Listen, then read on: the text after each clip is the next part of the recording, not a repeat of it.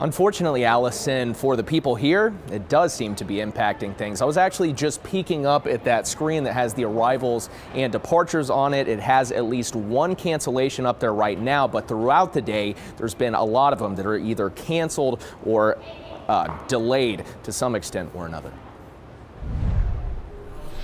And that's been the story pretty much all afternoon. We've been chatting with families who are just trying to make it home after spending Thanksgiving here. And a lot of them are telling us they might not make it back until tomorrow, maybe even Tuesday. Got onto the plane, we were seat belted in, I was texting, going into airplane mode now.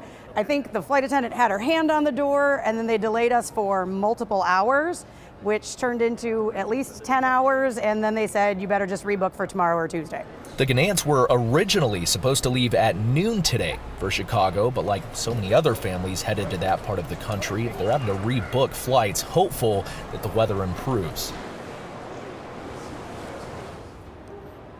Now, Jackie and her daughter told us that they actually have family in the area that they're able to stay with for the next couple nights, so not as big of a deal for them. But other families we've been chatting with here in the airport, they're either relegated to booking a hotel room for the next couple nights. Some of them even told us they might be sleeping on the floor until their flights are set to go for tomorrow morning. We're live at XNA tonight. I'm Christopher Redfern, 4029 News.